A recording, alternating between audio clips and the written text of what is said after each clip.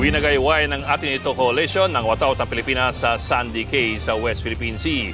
Pero hindi yan nagustuhan ng China. Nasa frontline na balitang yan si Mobile Journal Arlos de los Santos.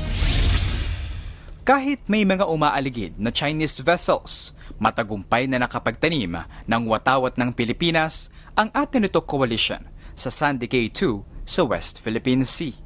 Bahagi ito ng matagumpay na ika-4 na civilian mission ng grupo sa Pag-asa Island na sakop ng Bayan ng Kalayaan sa Palawan. Para sa grupo, isa itong mapayapa pero matapang na simbolo ng kanilang pagtutol sa pag-angkin at panghihimasok ng China sa teritoryo at soberanya ng Pilipinas. Ang Armed Forces of the Philippines pinuri ang pagwagayway ng ating watawat sa Sandy Cay 2 na simbolo raw ng Filipino spirit. Pero binira agad yan ng Chinese Embassy na inaangkin naman ang Sandy Cay. Paglabag daw yan sa kanilang soberanya. Sagot naman dyan ng Ateneo Coalition, klaro sa atin na kung tayo mission accomplished, ang China mission failed. Sila po ata ang hindi nagwagi na takutin tayo. Kahit ilang beses po nila tayong sinado, ilang Coast Guard vessel. kahit ang mayor ng Kalayaan nanindigang atin ang Pag-asa Island.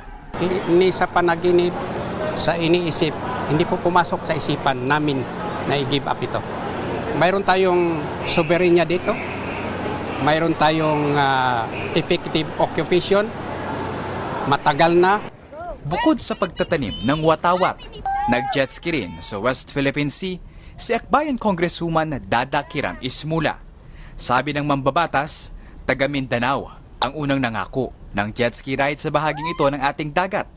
Kaya taga Mindanao rin daw ang tutupad. Naging malapiesta ang kasiyahan sa isla kasama ang mga residente ng Pag-asa. Sila ang tumanggap ng donasyong bigas, hygiene kits, school supplies at gasolina mula sa Ateneo Coalition. Pasado alas 5:30 ng hapon kahapon nang formal na namaalam ang grupo sa mga kapatid natin sa Pag-asa Island para bumalik ng Maynila. Baon nila ang panibagong lakas at inspirasyon para ituloy ang laban para sa soberanya ng Pilipinas. Nagbabalita mula sa frontline, Mobile Journal Arles de los Santos, News 5.